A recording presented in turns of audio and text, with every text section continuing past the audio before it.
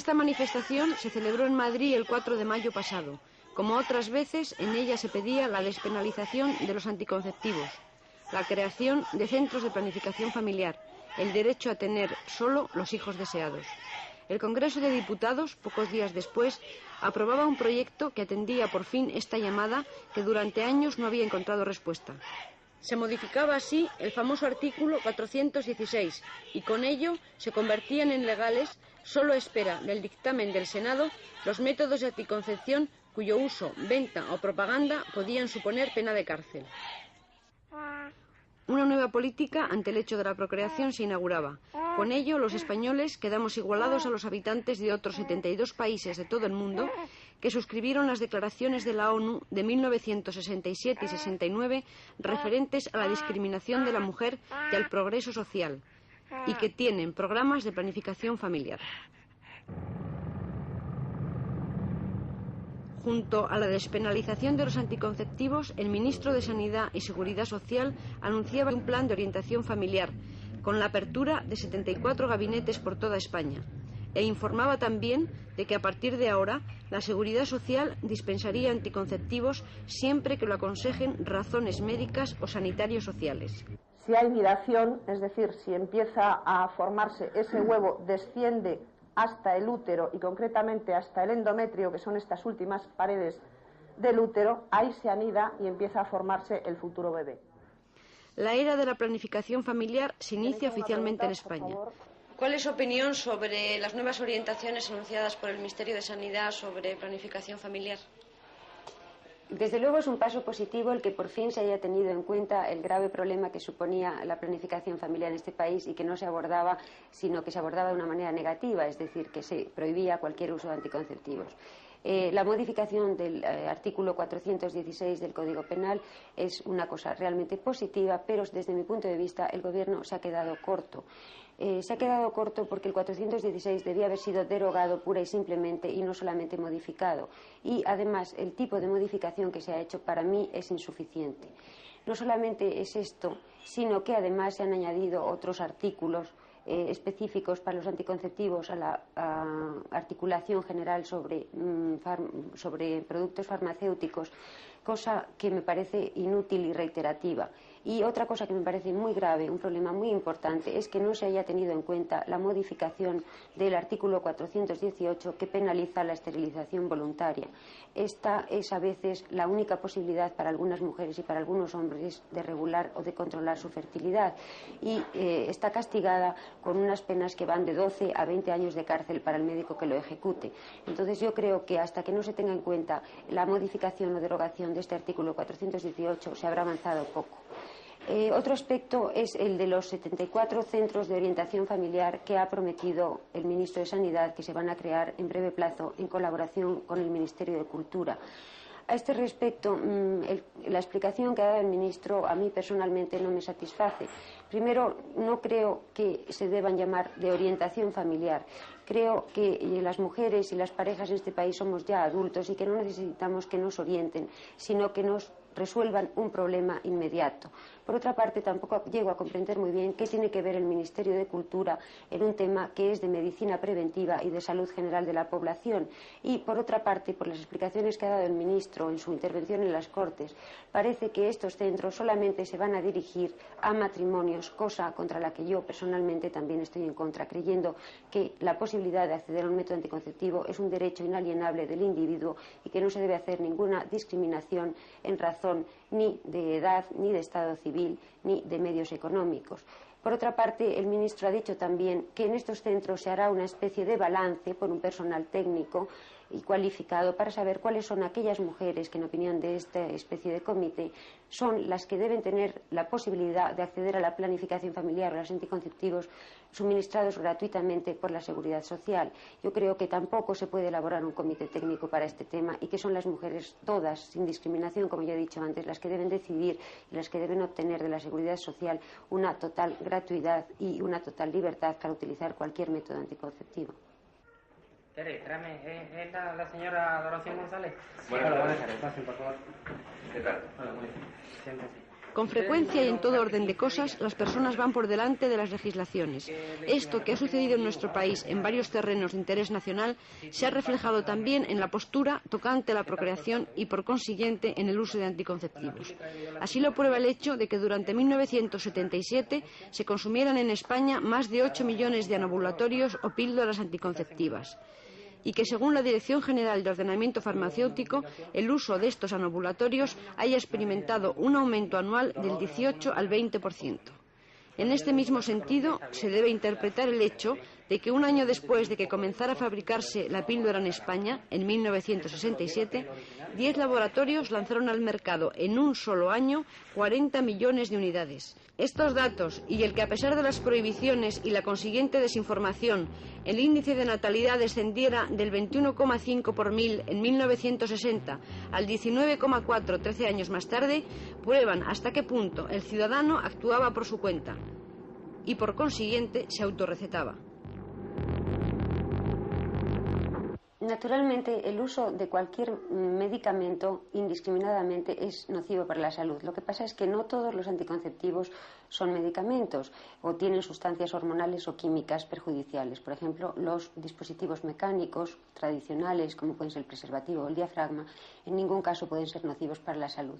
Cuando se habla de esto, se refiere uno fundamentalmente o bien a la píldora, a los anovulatorios, o al dispositivo intrauterino. Entonces, sí, naturalmente que no se deben tomar o utilizar de una manera indiscriminada, sino siempre bajo control y vigilancia médica. Y es precisamente esta la razón por la que nos hemos empeñado en la tarea de crear centros de planificación familiar, para que deje de ocurrir lo que estaba ocurriendo hasta ahora, que es que en este país, a pesar de que las leyes prohibían el uso de anticonceptivos, las mujeres los usaban, pero los usaban sin control médico indiscriminadamente. ¿Todos los métodos anticonceptivos son válidos para todas las mujeres? No. O sea, todos los métodos no se pueden emplear para todos.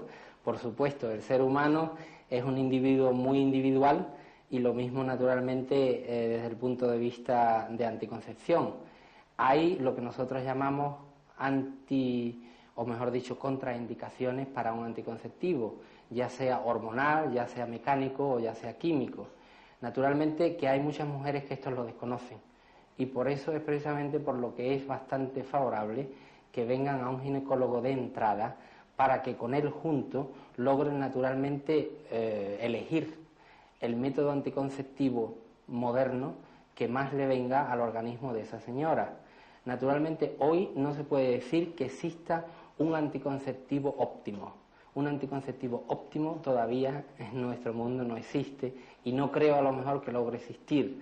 Ahora bien, dentro del mal mayor, que sería un embarazo indeseado, es naturalmente claro elegir el mal menor, que sería un anticonceptivo que a esa mujer le venga bien.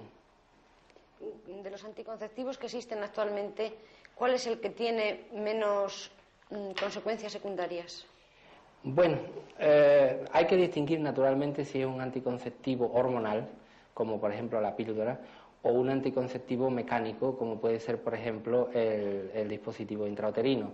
Ahora, yo no hablaría de que uno es mejor que otro, sino depende del caso clínico que se tenga delante. Los métodos anticonceptivos son numerosos y aún se pueden esperar novedades en este terreno, dada la intensa investigación que se dedica al tema. El anticonceptivo más conocido en España es la famosa píldora o anovulatorio químico que evita la ovulación. Aquí vemos los llamados espermicidas, que existen en forma de cremas y pastillas y cuyo funcionamiento consiste en que matan el esperma masculino. Entre los métodos mecánicos tenemos el dispositivo intrauterino o DIU, pequeño mecanismo del que existen más de 70 variantes y que se coloca en el útero femenino.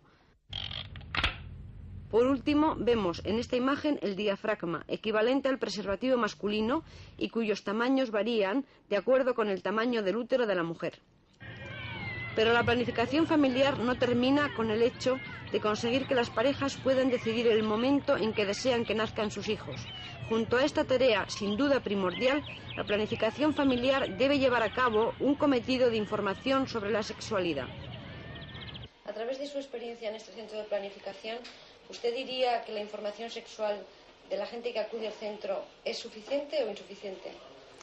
Es claramente insuficiente. Nosotros montamos aquí un gabinete de orientación psicosexual pensando que iba a tener una utilización pequeña, que las mujeres venían realmente con una serie de problemas superados cuando tomaban la decisión de venir a un centro de planificación familiar, por lo menos. Éramos conscientes de que la desinformación era muy grande en el país y que había graves problemas, pero pensábamos que las personas que iban a venir a este centro iban a ser ya personas que si eran capaces y por el mismo hecho de venir aquí iban a tener ya un mínimo de formación.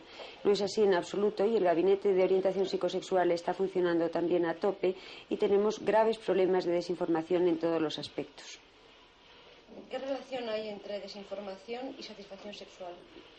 Es evidente que muy alta. En el centro, en el gabinete de orientación psicosexual, hasta ahora no hemos tenido graves patologías o muy pocas graves patologías de tipo sexual. Lo que hemos tenido casi siempre han sido problemas de frigidez, de anorgasmia, e incluso de eyaculación precoz, todos ellos procedentes de una mala información y que se han solucionado simplemente con una información, sin necesidad de ningún tipo de terapia. ¿Cuál es la postura del hombre para acudir a un centro de planificación? Estamos bastante satisfechos porque al principio creíamos que iban a venir menos y que iban a tener una cierta reticencia y aunque nos hemos encontrado con casos de mujeres que nos decían que venían a escondidas o que incluso buscaban un método anticonceptivo que no pudiera saber su marido que lo estaban utilizando, mujeres que contaban que su marido les tiraba los paquetitos de píldora y que buscaban otra cosa, eso ha sido minoritario. Ha habido una buena acogida y con cierta frecuencia vienen parejas, sobre todo entre la gente más joven. En general las parejas jóvenes que se van a casar o recién casados vienen juntas, estudian el problema juntos y lo hacen suyo. En ese sentido estamos muy contentos de intentar que el hombre se dé cuenta de que el tema no es un tema exclusivo de la mujer y que él también, en el sentido global y amplio de la planificación familiar, tiene algo que decir, puesto que esto no se trata de un mero control de la natalidad o de un mero dispensario de anticonceptivos, sino de un planteamiento más general que afecta naturalmente también al hombre. ¿Cuál es el anticonceptivo que se acepta de una manera más natural? Bueno, tu pregunta quizá tiene dos vertientes. En realidad, la mayoría de las personas que aquí vienen a pedir los anovulatorios orales, la clásica píldora, pero vienen, aunque ya la estén tomando, para tener un control médico, para que se les dé una información en que se desmitifiquen los hipotéticos gravísimos peligros, tener unos análisis, etc. Es decir, a controlar una anticoncepción que más o menos ya conocían. Eso quizá es lo que más fácilmente se acepta y lo que más se solicita. Pero, en contraposición, sigue resultando en un centro como este, y donde vienen gentes de todas las edades, pero quizá una mayoría de gente joven, que el método anticonceptivo más utilizado en España, o por lo menos en este ámbito nuestro, y supongo que en el resto del país pues será todavía mucho más, es el coito interrumpido. ¿Todavía hay gente que piensa que el orgasmo es pecado? En eso quizá este centro tenga un significado en el sentido de que no es un exponente claro de lo que piensa la gente. La gente que viene aquí no. Aquí no nos hemos encontrado a nadie que realmente piense que el orgasmo es un pecado. Nos hemos encontrado a gente que no sabía lo que era, gentes que tenían un desconcierto sobre el tema, pero todos con una actitud positiva hacia el orgasmo, es decir, deseando enterarse, conocerlo y saber lo que es. No nos hemos encontrado a nadie con una actitud negativa. Pero ya te digo que esto posiblemente viene deformado por lo que es este centro. Está en Madrid, es minoritario de todas maneras, se dirige a un cierto tipo de población que es el que lo conoce. Y me imagino que hay grandes capas de población, sobre todo en medios rurales y en capitales de provincia pequeñas, muy tradicionales, donde se sigue pensando que el orgasmo es pecado. Todo hace suponer que a partir de ahora nacerán menos hijos no deseados, producto de un error de cálculo o de ojino. Al mismo tiempo, los españoles tendrán posibilidad de informarse sobre su propia sexualidad. Todo ello supone una tarea ingente para los gabinetes de planificación.